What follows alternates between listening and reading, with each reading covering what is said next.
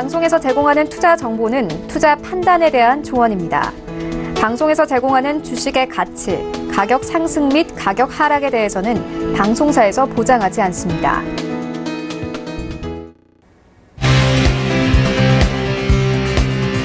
슈퍼스탁 발굴 프로젝트 글로벌 슈퍼스탁의 김민아입니다. 밤사이 뉴욕 증시가 급락했습니다. 나스닥의 대장주 애플이 지수 하락을 끌어내렸는데요. 아무리 이 대장주 애플만의 개별적인 이슈 때문이다라고 하더라도 이 대장주가 힘을 잃으면 전체적인 지수가 흔들릴 수 있습니다. 관련 잔재들이 우리 아시아 증시에는 미칠 영향이 없을지 관련 이슈들 세세하게 풀어보도록 하겠습니다. 저희 방송은요, 서영지TV 홈페이지 그리고 톡스타 홈페이지를 통해서 함께하실 수가 있습니다. cntv.co.kr, 톡스타.co.kr을 통해서 접속해보시기 바랍니다. 참고로 본 방송에서 제공하고 있는 정보는 투자 판단에 대한 조언일 뿐 주식의 가치나 수익률을 보장하고 있지 않습니다. 저희 서영지TV는 자본시장법을 준수하여 1:1 투자 상담, 유사수신행위, 무인가 영업행위, 불법 제휴 정보 및 가입 권유 등 모든 불법 사항들 엄중하게 금지하고 있습니다. 출발하기 이전에 시장 동향부터 체크합니다. 먼저 국내 증시로 가보도록 하겠습니다. 어제장 코스피 지수를 누른 이유는요, 삼성바이오로직스의 분식회계 그리고 셀트리온의 실적 하락이 문제였는데요. 오늘장 코스피 지수는 더욱더 큰 폭으로 하락하고 있습니다.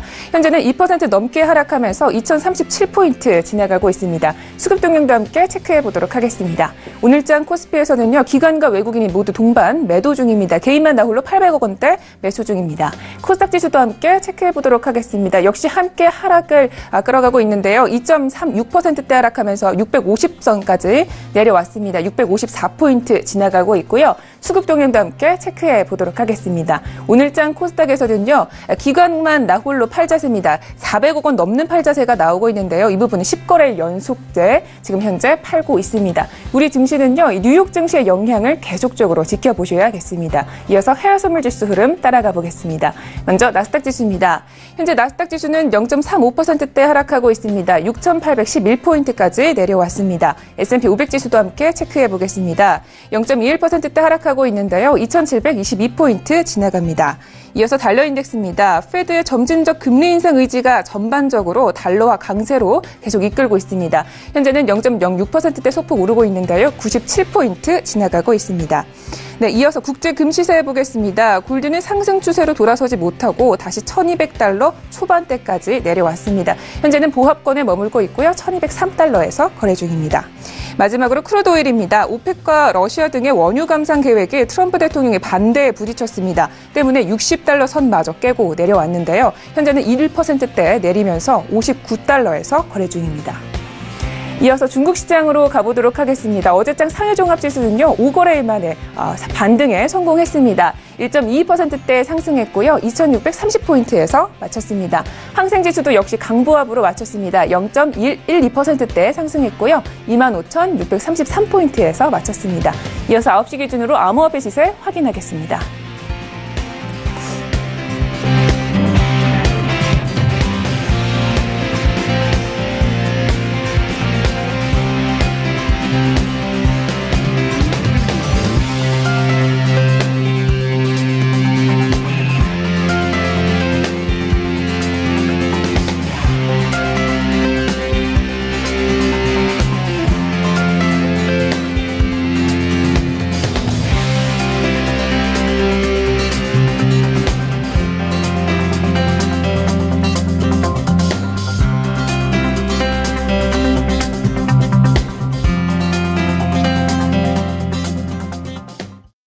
네, 글로벌 슈퍼스타 본격적으로 출발해 보도록 하겠습니다. 첫 번째 코너는요, 글로벌 이슈에 대해서 짚어보는 시간이고요. 먼저 어떤 이슈들이 나와 있는지 화면으로 만나보겠습니다.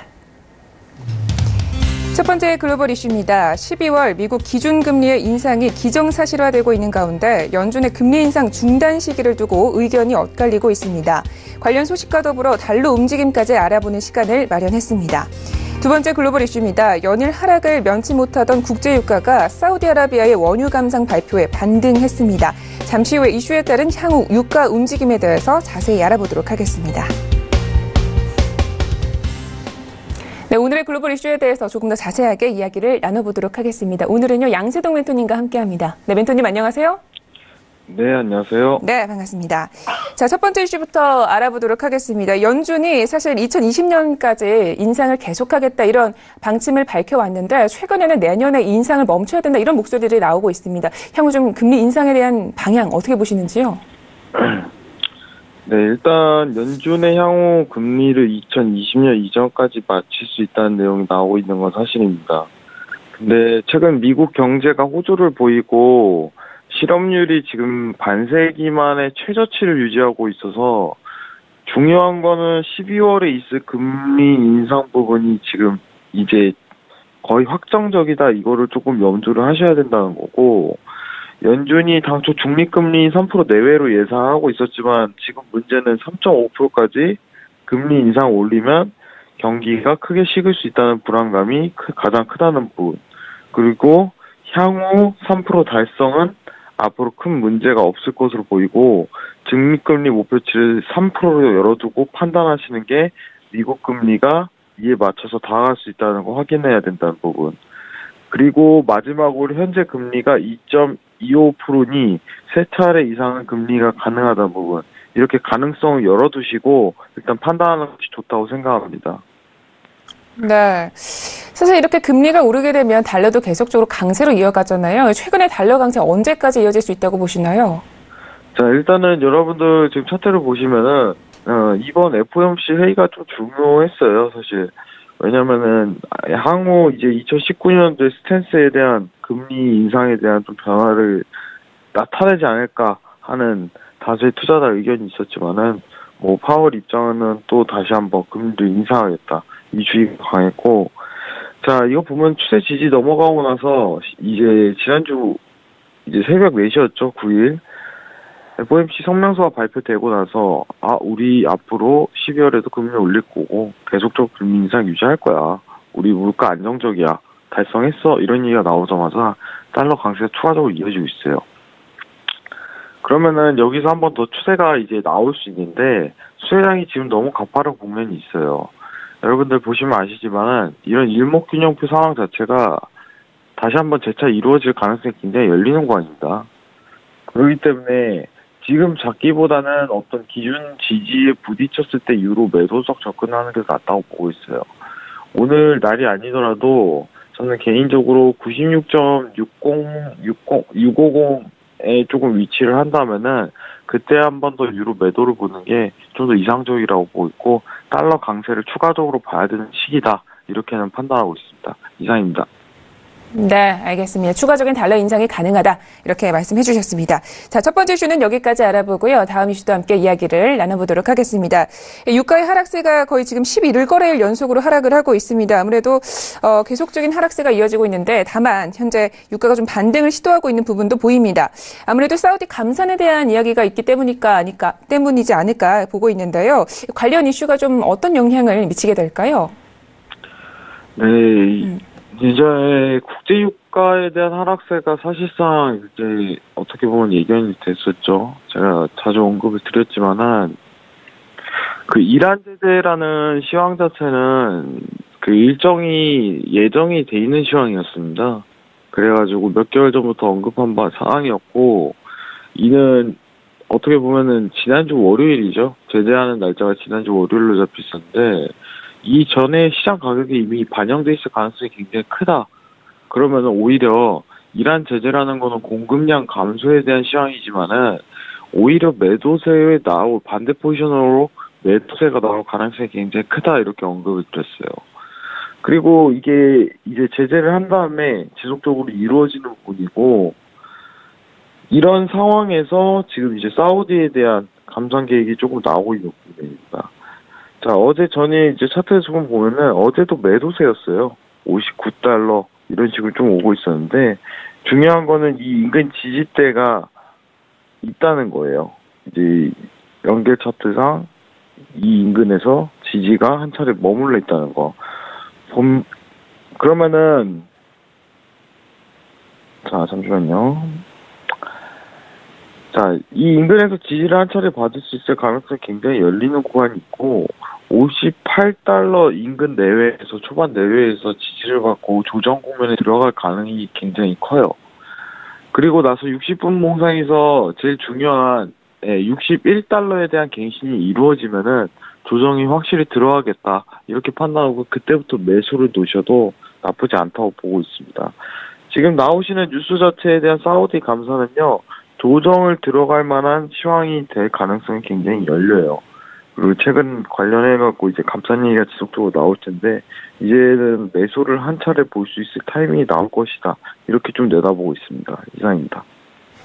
네, 알겠습니다. 자, 이렇게 해서 이슈 두 가지는 여기까지 분석을 해보고요. 자, 본격적으로 매매 전략 시간으로 가볼 텐데요. 우리 첫 번째 이슈에서 금리 인상 그리고 달러 강세에 대해서 알아본 만큼 달러와 연동된 상품들에 대해서 알아보면 좋겠습니다. 어떤 상품들이 있을까요? 사실 이제 지금 달러 관련 상품은 유로만 하시는 게 굉장히 좋다고 보고 있어요. 이게 참 무리할 수 있겠는데, 일봉상 보시면은 지금 추세 때 지지를 한번 보실 수 있을 거예요. 이 추세에 대한 지지가 지속적으로 이루어질 가능성이 굉장히 크지만은, 자, 파동 자체가 나왔다는 거는 깨지기가 좋다는 거예요. 그러면은 차라리 골드 자체는 달러의 매도 추세가 나올 때 그때 매수 대응하는 게 오히려 더 적절하다고 보고 있고, 달러 차트가 지금 매수세로 나오는 거를 뒷 맞춰갖고 유로를 거래를 하고 싶다면은 차라리 상반 지수가 마이너스 1에 가까운 유로를 하는 게 좀 더 적절하다고 보고 있습니다. 그렇기 때문에 엔화라든가 10년물 채권에 대한 거래는 좀 더 대기하시는 게 괜찮아 보이고, 유로 위주로 거래를 하시는 게 가장 안정적이라고 좀 판단하고 있습니다. 이상입니다. 네. 그러니까 이 달러가 매수를 나왔을 때 유로 부분을 좀 매도로 하는 부분이 유리하다 이런 전략을 주셨는데요. 그렇다면 오늘장 저희가 좀 대응해 볼 수 있는 그런 상품들은 없을까요? 오늘은 대응하시는 걸 별로 추천 안 드려요. 오늘 이제 전일도 같이 대응을 했었는데, 달러 관련해 갖고는 이미 지수 자체가 엄청 상승을 이끌었어요. 근데 이제 시장이랑 싸우면 안 돼요. 달러가 굉장한 강세고 FED가 이제 매파 기조를 유지시켰기 때문에 이 강세가 이어질 수 있다고 판단하는데, 자, 지금 보시면 이제 기준선 위치값에 대한 저항 많았으면 다음은 스팬 위치값에서 잡아야 돼요. 그럼 이런 위치값이 오기 전까지는 매매를 하는 게 아니에요, 원래. 근데 오늘은 오냐 안 오냐에 대한 확정적인 부분이 없을 뿐더러 매매 자리는 사실 오늘보다는 이 자리 위치값이 놓일 때 매도를 보는 게 이상적이다. 이렇게 언급드리는 게 더 낫다고 보고 있습니다. 이상입니다.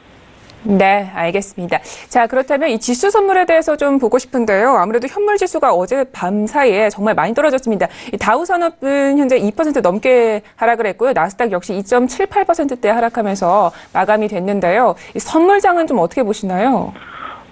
나스닥 증시는 지금 파동 국면이 박스장으로 나올 가능성이 굉장히 크다고 판단하고 있는데, 지금 이 인근에서 이제 매물대가 하락이 이루어지면 안 돼요. 좀 보시면 아시지만은 매매 자체는 스탑을 하는 게 맞고, 자, 여기 보시면은 추세가 조금 명분이 있어요. 상황 자체가 추세대에 대한. 그렇기 때문에 이 추세대에 대한 이탈이 이루어졌을 때 그때부터 이제 보는 게 가장 이상적이라고 판단하고 있습니다. 자, 추세선 조금 와서 이게 지금 추세장인지 아니면은 박스장인지에 대한 판단 여부가 지금 중요하고 있죠. 저는 굉장한 이제 항세가 이어졌기 때문에 오히려 이 추세대가 깨지면은 강한 매수를 한번 볼 기회가 있을 것이다. 그렇기 때문에 매매 자체를 관망하는 것도 깨지기 전까지도 관망하는 것도 나쁘지 않다고 보고 있습니다. 저는 오히려 이 장세 자체가 지금 박스로 보고 있어요. 그렇기 때문에 매도 추세 대응보다는 이제 추세선 이탈이 될 시 그때 매수에 대한 접근을 고려하는 게 오히려 더 낫다고 보고 있습니다. 이상입니다.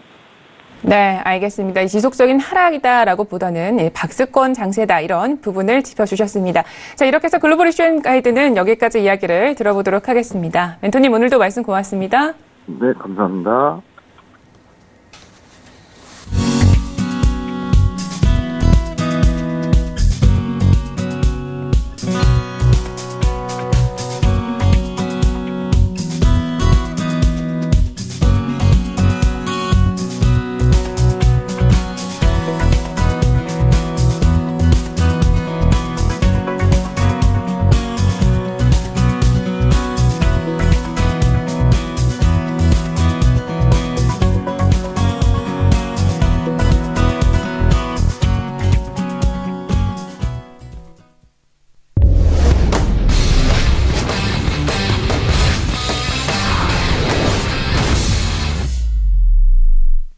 차이나의 쇼앤가이드 시작합니다. 어제장 상해종합지수는요, 하락 출발했지만 상승 마감으로 마쳤습니다. 아무래도 저희가 계속적으로 전해드린 광군제 효과가 있었지 않았을까 생각이 드는데요. 그렇다면 오늘장을 이끌 이슈는 무엇일지 화면으로 먼저 만나보겠습니다. 첫 번째 차이나 이슈입니다. 중국 기상국에 따르면 14일인 내일 베이징의 공기 오염도가 최악에 달할 것이라고 예보했습니다. 중국 정부의 친환경 정책에도 불구하고 미세먼지가 이토록 심한 이유는 무엇인지 자세히 알아보겠습니다. 두 번째 차이나 이슈입니다. 세계 최고의 자리매김 중인 중국 광군제가 이틀째를 맞고 있습니다. 광군제로 바라보는 중국 소비 패턴의 변화는 어떤 것들이 있는지 알아보는 시간을 마련했습니다. 네, 오늘의 차이나 이슈에 대해서 조금 더 자세하게 이야기를 나눠보도록 하겠습니다. 오늘은요, 김정철 본부장님과 함께합니다. 네, 본부장님 안녕하세요. 네, 안녕하십니까? 네, 반갑습니다. 자, 첫 번째 이슈 알아보기 이전에 중국장 마감 상황에 대해서 알아보면 좋겠는데요. 어제장은 좀 반등이 있었습니다.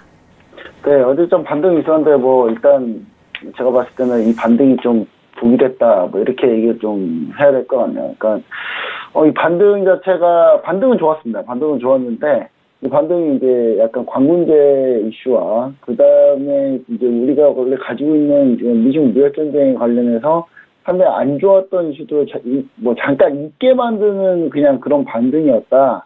사실 의미적으로도 아주 뛰어난 의미를 가질 수 있으려면 오늘 이제 상해종합이 오늘 좀 떠줘야 되거든요. 오늘 좀 떠줘야 되는데 오늘 떠주지 못할 거기 때문에 왜냐면 미국장 크게 물렸고 니케이가 지금 3% 넘게 지금 급락 중이고요. 지금 우리나라도 2%, 코스닥 2.8% 급락 중이기 때문에 중국 역시 오늘 시작이 좋지 않을 걸로 저는 보여집니다. 그러면 이제 어제 이제 들어갔던 이제 그런 물량들 같은 경우는 상당히 좀 문제가 있지 않을까 생각을 해보고요. 1.2% 어제 이제 상해종합이 상승을 했고 항생지수가 이제 소폭 상승을 하면서 이제 마무리를 했는데 올해 제가 봤을 때는 이게 좀 독이 됐다. 저는 약간 이렇게 어제 상승이 좀 독이 됐다라고 좀 보여지고요. 좀 더 좋은 상승을 보이려면은 우리가 아직 바닥을 좀 다지는 구간이 좀 더 필요하지 않나. 그걸 다시 한번 느끼게 해주는 이제 그런 상황이 아닌가. 이렇게 좀 얘기를 드립니다. 사실 이제 강군제가 끝나면서 어느 정도 좀 관련해서 문제들을 우리가 좀 봤을 때는 좀 최근에 중정부가 또 강국 부양책 계속 좀 마련하고 있는 상황이고 그래서 나쁘지 않지 않을까 이렇게 좀 생각을 해보고 싶겠으면은 지금 현재 상황을 봤을 때는 아직도 미국 무역전쟁이 아직도 지속되고 있다. 또 어제 이제 미국에서 자동차 관세까지 추가하자고 얘기를 했기 때문에 이 부분들이 이제 글로벌적으로 안 좋고 글로벌적으로 안 좋은 거에 대해서 미국 증시가 또 계속 영향을 받고 있다. 이렇게 보시면 가장 좋을 것 같습니다. 차트상으로 어제 사실 상해 종합이 장악형 상승 장악형 동 패턴을 만들었어요. 근데 그러면서 오늘까지 상승해주면 정말 좋은 건데 오늘 시장이 좋지 않을 거기 때문에 어제가 약간 트윗이 않았을까라는 생각을 해볼 수 있겠습니다. 네, 알겠습니다. 오늘장이 좀 중요한데 오늘장이 좋지 않을 것 같다. 뉴욕 증시의 급락이 아무래도 중국장에도 좀 영향을 미칠 것 같다. 이런 멘토님의 말씀이셨습니다. 자, 중국장 마감장에 대해서는 여기까지 알아보고요. 자, 본격적으로 이슈 분석 살펴보도록 하겠습니다. 우리나라도 요즘 미세먼지가 급증하는데요. 중국의 미세먼지 역시 절정이다라고 합니다. 그 규모 좀 어느 정도 될까요? 네, 지금 중국 미세먼지가 꽤 심합니다. 중국은 지금 현재 우리나라 미세먼지 한 2배 정도 된다고 보시면 될 것 같은데, 일단 먼저 간단하게 얘기 드리면 우리나라의 2배 정도로 보시면 되고요. 또 이제 정확하게 한번 얘기를 알아보면 중국 지상국 같은 경우가 베이징 공개온도 같은 경우, 지난 이제 이번 14일이죠. 내일이 될 겁니다. 내일이 되는데, 심각한 오염 수준인 5급 단계로 갈 거라고 이제 미리 예보를 했습니다. 왜냐하면 대기가 정체돼 있고 추가적으로 쌓인 거 양까지 계산을 해보면 이제 그렇게 된다는 거죠.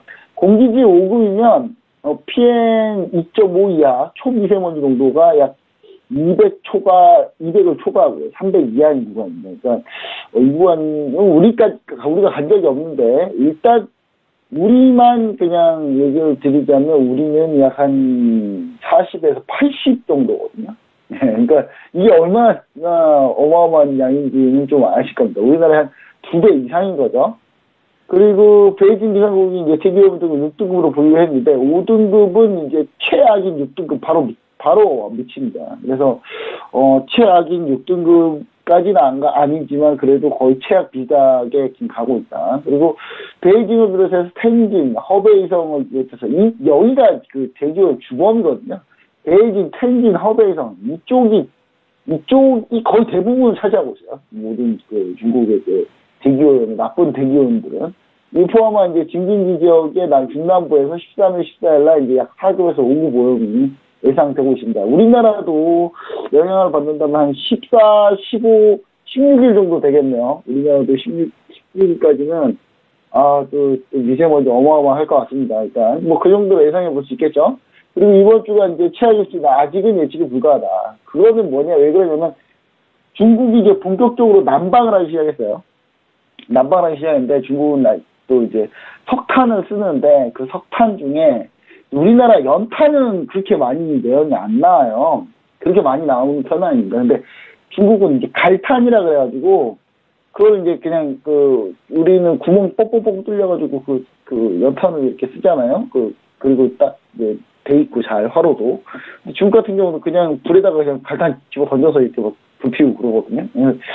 뭐 약간 이게 문화 자체가 약간 좀 중국 쪽 문화가 아주 깔끔한 문화는 아닌 것 같아요. 여튼간에. 그러니까 그런 상황인데 미세먼지를 만들어서 스모그를 발생시키는 주범이 이 갈탄에 의한 연기인데 이게 이제 중국이 이제 겨울 난방을 시작하게 되면서 이게 좀 다시 거세지고 있다. 뭐 이렇게 보시면 좋을 것 같습니다. 네. 그런데 이 중국은 사실 이렇게 겨울 스모그의 주요 원인인 석탄 대신에 천연가스로 대체하고 있다 이런 얘기가 나왔는데 이게 잘 되지 않고 있는 모양입니다. 아무래도 그 원인이 좀 무역 전쟁이 있는 걸까요? 사실 올해 초에 이제 제가 모 다큐멘터리를 봤는데 중국의 이제 각 시골들마다 중국 정부에서 천연가스로 난방을 바꾸는 그런 걸 지원을 해주고 있더라고요. 그래서 중국이 좀 많이 바뀌는 거구나라는 생각을 했는데 제가 봤을 때는 중미 무역 전쟁 딱 발생한 뒤로 그런 약간 질적인 성장, 그런 질적인 정책들이 좀 완전히 끊긴 모습입니다. 그래서 지금 현재 겨울 스모그 주요 원인이 이제 석탄 난방하고 이 허베이성 근처에 고급지대가 엄청 많거든요. 이쪽 배출 오염, 이 오염 물질 때문에 주로 이제 겨울 스모그가 발생한다고 보시면 되는데 2년 전부터 중국 같은 경우가 이제 미국 천연가스를 계속 수입을 해왔습니다. 수입을 해오면서 미국 천연가스를 가지고 천연가스 난방, 천연가스가 그러니까 LNG거든요. LNG. 우리 친환경 버스 해가지고 우리나라 버스들 보시면 LNG 버스들이 많아요. 근데 그거 보시면 아시겠지만 LNG 같은 경우는 이제 상당히 이제 친환경적인 건데 배기가스를 거의 배출하지 않기 때문에 근데 이제 이거를 쓰게끔 많이 권장을 하고 있는데 중국도. 근데 중요한 거는 현재 중미 무역 전쟁으로 천연가스 수급이 좀 쉽지 않은 상태고요. 지금 그 다음에 이제 미국도 이제 중국에 많이 수출했는데 지금 수출 판로가 여러 가지 미국이 수출 판로가 좀 다양화됐어요. 유럽이 러시아 가스를 쓰다가 왠지 지금 러시아랑 사이가 안 좋아지면서 러시아랑 스파이 관련 사건이 사이가 안 좋아지면서 미국 쪽의 판로를 좀 개척을 하는 상태거든요. 그러면서 미국 같은 경우 천연가스를 여기저기 팔기 때문에 상당히 좀 가격도 많이 오른 상태고요. 수급을 맞추기가 좀 쉽지 않습니다. 그래서 중국이 수입하기가 좀 쉽지 않은 상황이기 때문에 천연가스 수요가 그러니까 공급이 안 나오는 거죠. 그래서 이제 공장지대가 또 이제 공장지대 같은 경우는 철강, 화학 이쪽이 이제 미세먼지를 발생시키는 주요 공장들인데 여기 공장지대 같은 경우도 지난해까지만 해도 이제 질적 성장을 위해서 계속 규제를 했습니다. 공장 문을 못 열게 아예 막아버렸어요. 심지어 이제 중국 공산당 스타일이 어떤 스타일이냐면 그냥 규정 위반했다고 그냥 공무원들 다 우르르 몰려가가지고 그냥 다 공장 부셔버려요. 그냥 공장 부셔서 폐쇄시켜버리거든요.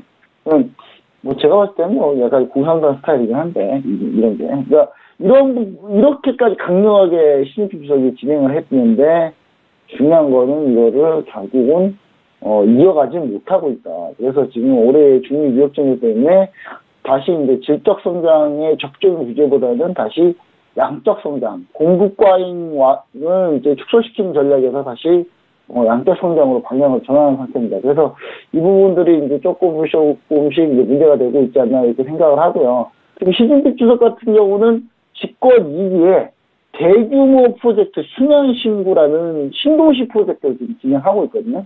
이게 뭐냐면 우리나라에서 이제 보면은 뭐 분당 뭐 이렇게 이제 대규모 신도시 같은 거 짓잖아요. 그거를 이제 신도시를 지으려고 하는데 이거 어디다 지으려고 하냐면 허베이성, 이 중국의 오염, 중국이 대기 환경 오염, 중국의 오염하면 떠오르는 딱 하나의 지역이 뭐냐면 허베이성이에요.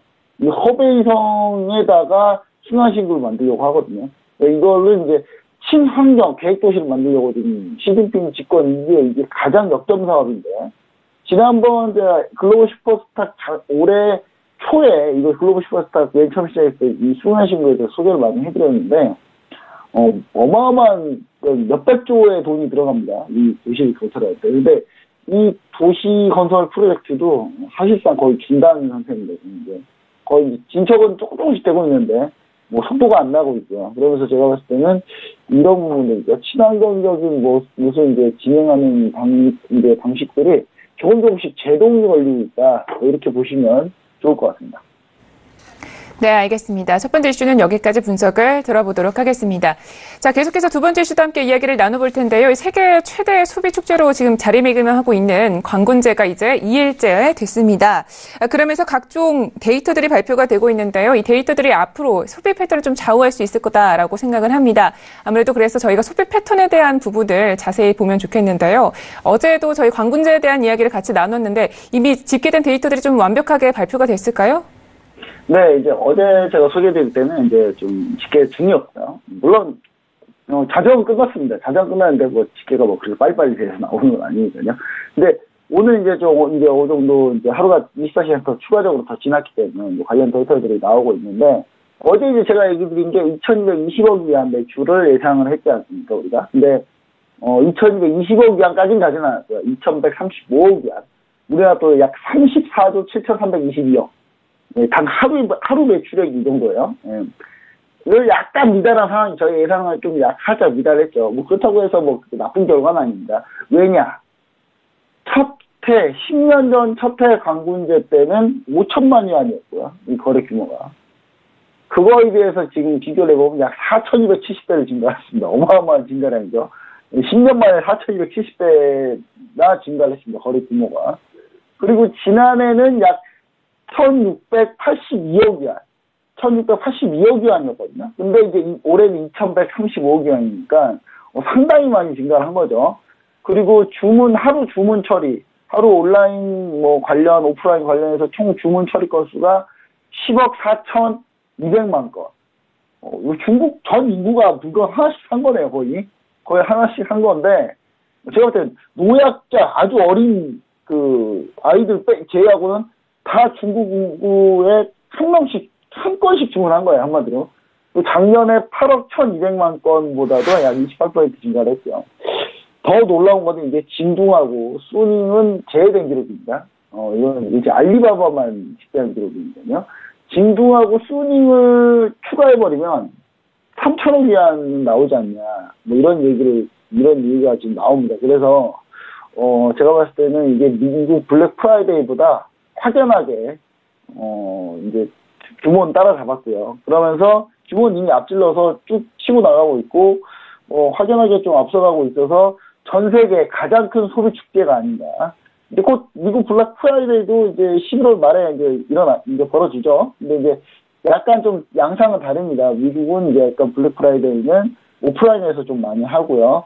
그 다음에 그 블랙 프라이데이가 지나고 주말이 지나면 사이버 먼데이라 그래가지고 이제 주로 월요일날 온라인에서 직장인들이 쇼핑을 많이 하는데, 그런 것들을 좀 감안했을 때 이제 그 앞서서 지금 11월 10일에 진행하는 중국 관군제 때 이 소비 패턴들 자체를 미리 좀 생각을 해보면 블랙 프라이데이 때 어떻게 좀 될 건지 우리가 조금 생각해 볼 수 있겠죠. 그런 부분에서 이제 이런 분석들이 좀 필요하다고 보는 겁니다. 네. 그러면 관군제에서 현재 소비 패턴들이 변화했다고 하는데 어떤 부분들이 좀 바뀌었을까요? 네, 좀 많은 부분들이 좀 바뀌었는데요. 추세적으로 변화하고 있다고 좀 보시면 좋을 것 같습니다. 일단 관군제 초기에는 의류, 신발, 가방 뭐 이런 것들 많이 팔렸어요. 온라인 매출. 그런 것도 솔직히 관군제 초기에는 어땠냐면 중고품도 많이 팔렸어요. 이제 그런 상황이었는데, 그래서 온라인 매출이 대부분 좀 차지했는데 2013년 이후부터는 이제 가전제품, 컴퓨터 통신기기 뭐 뻔합니다. 뭐 스마트폰이 대부분이에요.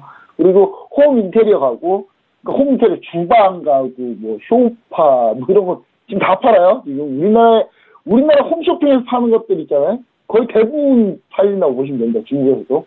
그리고 미용, 뷰티 이런 부품들이 이제 큰 비중을 차지하고 있습니다. 근데 이런 패턴을 좀 봤을 때 그동안 한국제 때는 중국인들이 이제 약간 옷, 신발 이런 걸로 이제 겉을 치장하는 데 좀 바빴다면 이제는 이제 좀 삶의 질, 그러니까 내가 조금이라도 주방 요리를 할 때 조금이라도 좀 편하게 요리를 해볼까? 뭐 인테리어 뭐 이제 집의 안에 인테리어를 좀 더 이쁘게 꾸며볼까? 이런 쪽으로 좀 많이 눈이 변하고 있다는 거죠. 그리고 다른 기계 제품 같은 경우도 옛날에는 뭐 그냥 디자인 다 필요 없이 그냥 성능만 맞춰가지고 썼는데 지금은 이제 이쁜 디자인 이런 것들 위주로 좀 많이 좀 바꾸고 있다 뭐 이렇게 보면 좋을 것 같고요. 그 다음에 이제 올해는 이제 특히 바링호우라고 이제 1980년대 이후 출생자들 같은 경우가 1980년 이후 출생자들 이 사람들이 원래 광군제 주요 소비층이었습니다. 주요 소비층이었는데 2015년에 이제 이 비율이 이제 따라잡히기 시작하더니 계속 감소하면서 올해는 듀링어우라 그래가지고 주요 소비층이 1990년대로 주요 소비층이 변화가 됐어요. 그러니까 1990년대 이후 출생자. 제가 81년생이니까요. 약 한 9년, 10년 밑에 되겠죠. 그런 분들. 그러니까 20대 중후반 정도 될 거예요. 아마 20대 중후반 정도, 그러니까 이제 막 사회에 나가서 돈을 좀 벌어서 쓰겠다라고 한 친구들이 이제 주요 소비층 완전히 자리 잡은 해가 올해가 됐다. 뭐 이렇게 좀 보시면 좋을 것 같고요. 듀링어우의 이제 소유 패턴, 그러니까 1990년대 이후 출생자들의 소유 패턴이 아직은 의류, 신발, 뷰티, 그 다음에 야외 스포츠. 요즘 야외 스포츠 잘 된다고 합니다. 그래서 중국의 지금 최근에 힐라코리아 어제 급등했죠? 중국에서 스포츠웨어가 대단히 인기가 많은데 힐라코리아가 스포츠웨어가 인기가 많다고 해요. 강문제 때 얼마 파는지 좀 궁금하긴 한데 일단 이 스포츠웨어나 스포츠 품목들이 좀 많이 지출이 많이 된다고 하는데 이게 20대들의 유행이라고 하고요. 그 다음 바링어우 1980년대 이후 출생자들 같은 경우는 영유아 제품 이런 분들이 주로 이제 가정을 꾸리고 아이가 있기 때문에 영유아 제품들 그 다음에 홈 인테리어 이쪽에 많이 지출을 했다고 하는데요. 이제 하나 특징을 보자면 가격보다는 옛날에 이제 이게 블랙 프라이데이 이후에 나온 패턴이라 이제 바겐 세일, 세일 위주로 많이 진행을 해서 가격 위주 컨셉이었다면 지금은 이제 약간 품질의 컨셉으로 바뀌었는데 이걸 대표적으로 알 수 있는 게 2015년에 1000위안 이상 제품들이 판매가 많이 됐는데 2016년 이하는 2010년 이후에는 5000위안 이상의 제품들이 많이 판매되고 있습니다. 그래서 기존 온라인 위주 행사였던 거에 비해서 이제 알리바바하고 순위 같은 경우 온오프의 경계까지도 허무는 오프라인 행사에 좀 많이 집중을 하고 있는 그런 모습까지 이제 나타나면서 약간 광군제도 좀 변화하고 있다. 이 트렌드 변화에 대해서 우리나라도 좀 민감하게 좀 잘 생각을 하고 이런 부분의 전략이나 대책을 좀 많이 세워야 되지 않나 뭐 이렇게 좀 생각을 해볼 수 있겠습니다. 네, 알겠습니다. 자, 이렇게 해서 이슈 두 가지는 여기까지 분석을 해보도록 하겠습니다. 현재 중국 증시가 또 출발을 했습니다. 우리 멘토님 말씀대로 하락 출발하고 있는데요. 상해 종합지수는 급락했습니다. 1% 넘게 떨어지면서 2600포인트 지나가고 있고요. 항생지수도 역시 급락하면서 출발하고 있습니다. 2% 넘게 떨어지면서 25,092포인트 지나가고 있답니다. 추가적으로 인민은행이 현재 이 달러 그리고 위안 거래 환율을 현재 고시를 했습니다. 0.22%대 올렸고요. 6.9629 위안을 고시를 했다라고 합니다. 자, 본격적으로 이제 기업 분석 시간으로 가보도록 하겠습니다. 우리 이제 광군제에 대해서 짚어본 만큼 이 부분에서 좀 수혜를 본 종목을 짚어보면 좋겠는데 어떤 종목을 좀 보고 계신가요? 네, 일단 아주 간단하게 추가서는 아까 잠깐 질문 주시더라면 위안화 고시를 올려서 고시했다라는 얘기는 즉 위안화가 약세라는 얘기입니다. 오늘 위안화 약세로 출발했다는 거 다시 한번 6.96까지 갔네요. 이제 7위안까지 이제 점점 이제 다가가고 있다. 뭐 이렇게 좀 보시면 좋을 것 같고요. 오늘 제가 소개시켜드릴 종목은 알리바바입니다. 네, 알리바바인데 사실 알리바바를 그 전에 가져오려고 했죠. 그 전에 가져오려고 했는데 가져오지 않았는데 일단 알리바바를 가져오게 된 이유는 뭐 간단합니다. 일단 알리바바가 사실 최대 수혜주예요. 광군대의 최대 수혜주입니다. 최대 수혜주에도 불구하고 알리바바를 그동안 많이 좀 얘기를 안 했던 거는 마인 회장이 이제 물러나면서 리더십 부재와 그다음에 중국 정부의 압박 이런 부분이 결코 긍정적으로 좀 생각하지 않기 때문인데 그럼에도 불구하고 알리바바가 광군제 때 너무 많이 팔아서 엄청난 선전을 거뒀기 때문에 안 볼래 안 볼 수 없는 그런 상황이 됐습니다. 다시 지금 알리바바 이제 차트를 제가 이제 띄워놨는데요. 네, 알리바바 차트를 보시면은 현재 지금 알리바바 같은 경우가 지금 주가가 이제 쭉 올라가다가 우고 하향해서 쭉 밀리고 있죠. 쭉 밀리고 있는 그런 흐름인데 사실상 이 광군제 때 상당히 좋은 매출을 기록했기 때문에 이 알리바바 같은 경우는 상당히 우리가 좀 앞으로도 좀 반등 시그널이 좀 나오지 않을까라는 생각을 할 수 있겠습니다. 근데 지금 최근에 자회사들 실적이 그렇게 좋지는 않아요. 좋지는 않아요. 인터파이낸셜부터 해가지고 이제 핀테크 회사들이 좀 많이 좋지는 않은데 그런 부분들이 이제 좀 연결이 되면서 이 알리바바 그룹에 이제 영향을 미치고 있고, 그 다음에 마인 회장이 나가게 되면서 주가가 완연한 하락세. 그러니까 마인 회장 물러난다 이 얘기들이 나오기 시작한 게 올해 6월이었거든요. 올해 6월이었는데 이때 이후로 쭉 밀리다가 마인 회장이 완전히 이제 물러난다고 한 9월 이후부터는 이제 추가적으로 이제 더 급락한 모습인데, 그래도 지금 현재 바닥에서 저점은 다지고 있다. 저점은 다지고 있는데 저점은 좀 낮아지고 있는 상황인데, 오늘 이제 여기서 이제 반등이 나온다면 다시 이게 어떤 그림인지 아시죠? 그 헤드앤숄더, 역헤드앤숄더죠. 역헤드앤숄더 패턴이 만들어지기 때문에 이 부분에 좀 기대를 해보자. 우리가 좀 이렇게 좀 얘기 좀 드릴 수 있겠습니다. 그래서 제가 얘기 드리고 싶은 전략은요. 일단은 현재 142 142달러. 그러니까 알리바바는 나스닥에 상장되어 있습니다. 나스닥에 상장되어 있기 때문에 뒤에 단위가 달러입니다. 달러인데 145.4200에서 일단 기본적으로 지금 현재가 부근에서 한번 매수를 한번 보시고요. 그 다음에 이 매수를 3번에 분할을 해서 한번 매수를 보시는 방법을 좀 추천을 드립니다. 지금 매수가 이제 가격대를 좀 더 자세히 좀 얘기를 드리자면 142 이하부터 시작해서 그 다음에 144.28 이하, 그 다음 126점 이하까지 해서 총 3번에 걸쳐서 분할로 좀 매수를 보시는 방안, 이런 방안을 좀 제가 얘기 좀 드리고요. 그 다음 제가 이제 손절가를 좀 얘기를 드리자면, 잠시만요. 제가 손절가를 얘기 드리자면, 약 119.10년, 119.10년 손절가로 제시를 드립니다. 그러니까 3번에 걸쳐서 분할로 우리가 좀 대응하고, 그 다음에, 더 밀리면 그제서야 이제 손절한다라는 생각으로 그렇게 접근해 주시면 좋을 것 같고요. 그 다음에 목표가는 일단 1차적으로는 152.4600 위안을 보고 있는데 2차로는 174 위안까지 충분히 정고점 전 저항까지는 충분히 올라갈 수 있다라고 좀 보여집니다. 왜냐하면 일단은 전체적으로 알리바바 실적이 여전히 나쁘진 않을 걸로 예상되기 때문에 추가적으로 핀테크나 이쪽 부분 사업을 좀 잘 영위한다면은 마인 회장이 떠난다고 하더라도 어느 정도 좀 성장성은 좀 계속 갖출 수 있다. 이렇게 좀 얘기 드릴 수 있겠습니다. 네, 알겠습니다. 오늘은 중국 광군제 최대 수혜주죠. 알리바바에 대한 소개를 해주셨습니다. 자, 이렇게 해서 차이나 이슈 앤 가이드는 여기까지 이야기 듣도록 하겠습니다. 멘토님 오늘도 말씀 고맙습니다. 네, 감사합니다.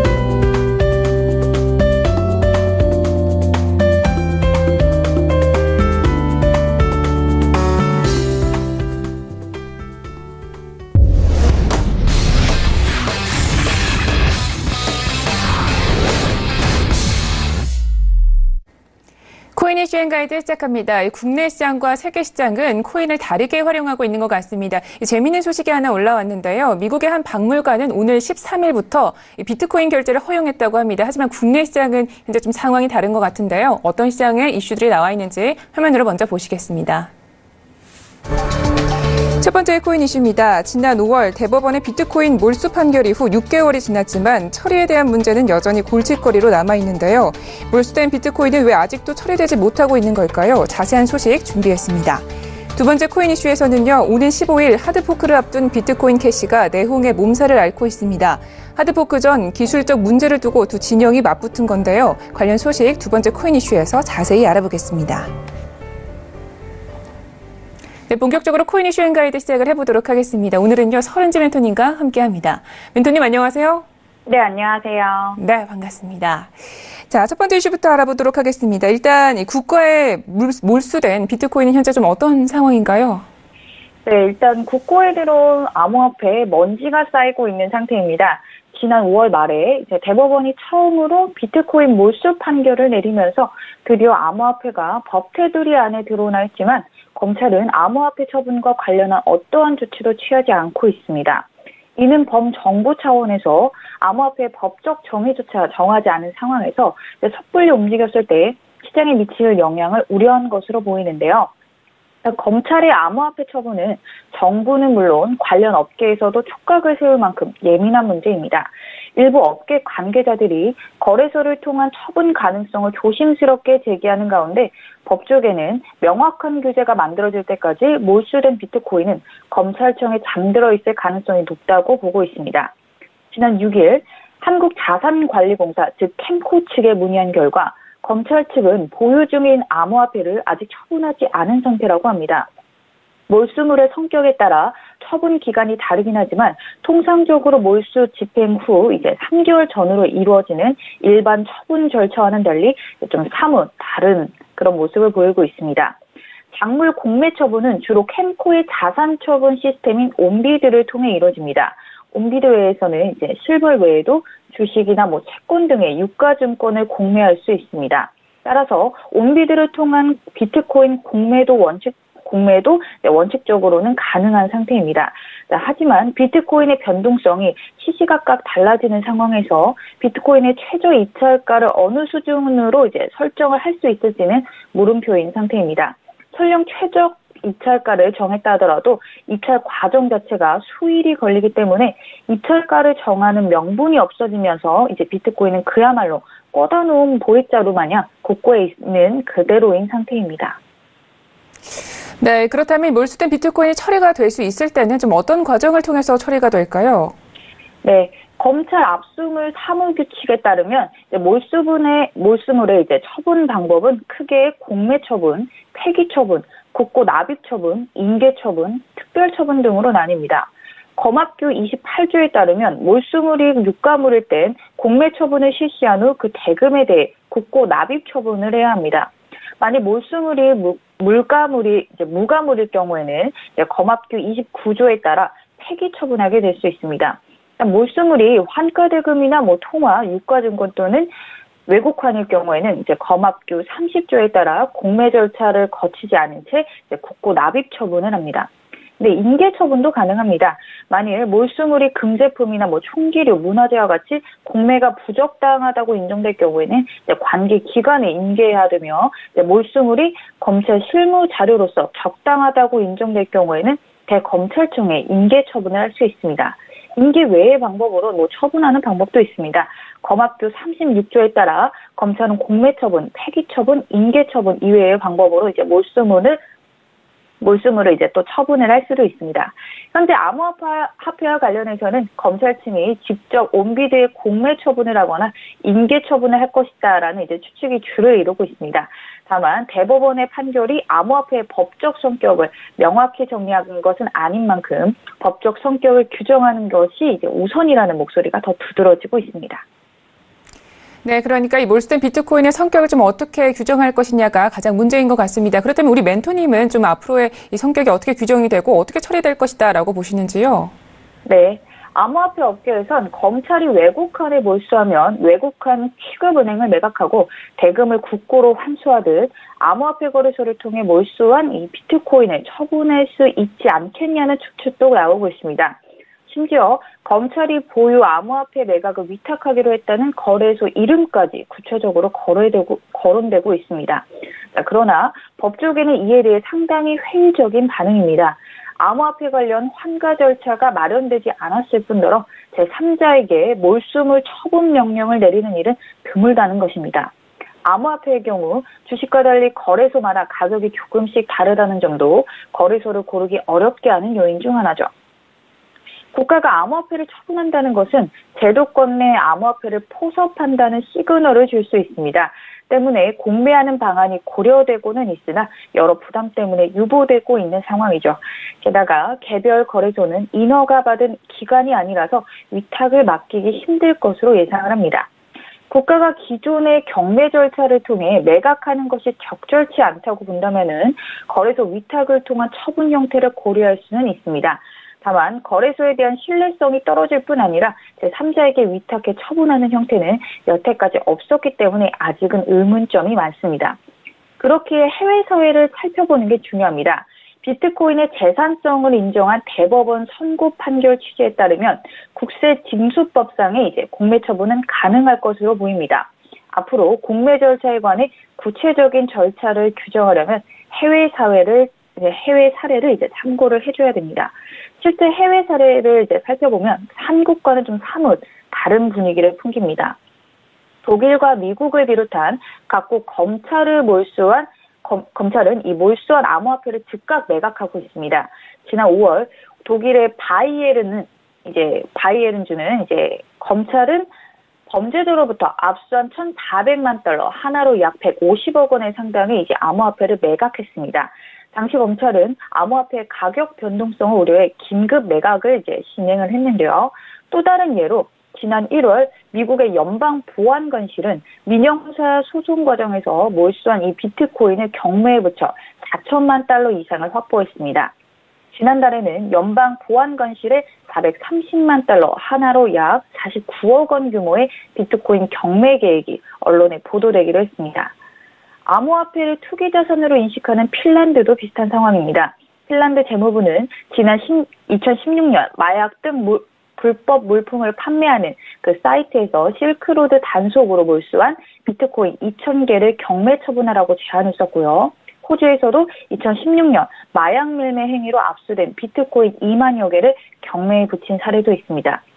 이렇듯 해외에서는 즉각적인 코인 처분이 이루어진 반면 한국은 그 시기가 많이 늦어진 상태입니다.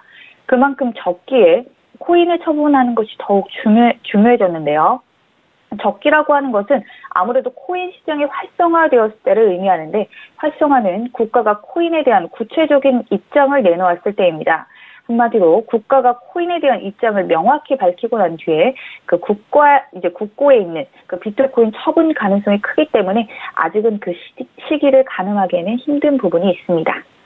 네, 알겠습니다. 자, 계속해서 다음 이슈 자세하게 분석을 해보도록 하겠습니다.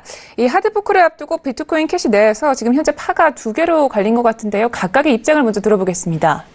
네. 비트코인 캐시가 오늘 15일 하드포크를 앞둔 가운데 네트워크 내 두 진영 간의 갈등이 고조되고 있습니다. 하드포크에 대해 간단히 설명드리면 하드포크는 블록체인 기능 개선을 위해 업그레이드를 진행할 때 기존 버전과 호환이 불가능하게 변하는 것을 말합니다. 비트코인 캐시는 6개월에 한 번씩 그 하드포크를 해왔습니다. 현재 비트코인 캐시 네트워크는 업그레이드 방향을 두고 주 개발팀인 비트코인 ABC의 제안을 지지하는 진영과 엔체인 팀의 비트코인 SV 진영으로 의견이 갈린 상태입니다. ABC 진영의 대표적인 인물로는 우지한 비트메인 대표가 비트코인 SV 진영을 대표하는 인물로는 크레이그 라이트가 있습니다. 이 라이트는 자신이 비트코인 창시자 사토시 나카모토라고 주장했지만 결정적인 증거를 내놓지 못했던 인물이기도 하죠. 이 두 진영은 스마트 계약 솔루션 포함 여부와 블록 크기 확대 여부 등 몇 가지 기술적 문제를 두고 타협점을 찾지 못하고 있습니다. 이 ABC 측은 이번 하드포크의 스마트 계약 솔루션을 포함하자는 입장이며 이 SV 측은 이에 반대하며 동시에 또 기존 비트코인의 구조로 되돌아가자는 입장입니다. 다만 SV 측은 비트코인 캐시의 블록 크기를 현 32MB에서 128MB로 늘리자고 주장하고 있는 상태입니다. 네, 이렇게 두 의견이 강하게 상충하고 있는데 과연 이 하드포크가 좀 가능할까요? 이처럼 입장 차이가 좁혀지지 않는 상황에서 라이트는 ABC와 타협할 뜻이 없다는 입장을 관철했습니다. 그는 ABC를 쓸 거면 나중에 파산한 뒤 울면서 오지 말라는 트윗을 올리면서 ABC 측 블록체인을 파괴할 목적으로 해시파워를 이용할 가능성까지 내비쳤습니다. 즉, 해시파워를 이용해 거래 내역을 담지 않은 빈 블록을 생성하고 온전한 거래들을 망친다는 뜻입니다. 이에 대해 피터 알리드는 비트코인 언리미티드 수석 과학자로서 비트코인 ABC 지지자들을 겁주기 위한 허세라고 맞받아쳤습니다. 이렇게 주요 인사들에게서부터 입장 차이가 좁혀지지 않는 상태입니다. 게다가 개발팀뿐만 아니라 네트워크 참여자들도 타협점을 찾기보다는 두 진영 중 하나를 택하는 데 힘을 쏟고 있습니다. 세계 최대 비트코인 채굴풀인 코인긱은 지난 8월 비트코인 SV를 지지한다는 입장을 밝혔습니다. 반면 암호화폐계 큰손 로저버 비트코인닷컴은 최근 비트코인 ABC를 지지한다고 공식 발표를 하기도 했습니다. 이에 비트코인 캐시가 정기적으로 하드포크를 할 수 없다는 의견도 제기가 되고 있습니다. 당장 하드포크 시기를 앞두고도 의견 차이가 지속되고 있기 때문인데요. 리즈는 이번 논쟁은 비트코인 캐시가 앞으로 정기적인 하드포크를 할 수 없다는 것을 보여준다고 밝히기도 했습니다. 이처럼 하드포크 전에 의견 상충은 아무래도 하드포크가 된다고 하더라도 크게 좋은 영향을 미치지 못할 것으로 보입니다. 아무래도 시장 참여자들은 불확실성을 기피하기 때문에 비트코인 캐시는 빠른 시일 내에 입장을 공식적으로 밝혀야 할 것으로 보입니다. 네, 알겠습니다. 자, 이렇게 해서 코인 이슈는 여기까지 분석을 들어보도록 하겠습니다. 멘토님 오늘도 말씀 고맙습니다. 네, 감사합니다. 네, 오늘도 저희 글로벌 슈퍼스탁은 해외 선물과 중국 주식 그리고 암호화폐까지 전 세계를 대상으로 유망 투자 종목 발굴하기 위해서 열심히 달려왔습니다. 참고로 본 방송에서 제공하고 있는 정보는 투자 판단에 대한 조언일 뿐 주식의 가치나 수익률을 보장하고 있지 않습니다. 저희 서영지TV는 자본시장법을 준수하여 일대일 투자 상담, 유사주식행위, 무인과 영업행위, 불법 대여기 정보 및 가입 권유 등 모든 불법 사항들 엄중하게 금지하고 있습니다. 오늘은 MSCI의 반기 리뷰가 예정되어 있습니다. 국내 대형주에도 영향이 있을 수 있으니까요. 챙겨보시기 바랍니다.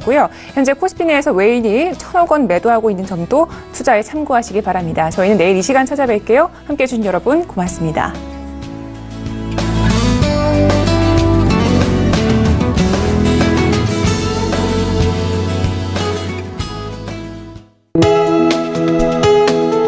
본 방송에서 제공하는 투자 정보는 투자 판단에 대한 조언입니다. 방송에서 제공하는 주식의 가치, 가격 상승 및 가격 하락에 대해서는 방송사에서 보장하지 않습니다.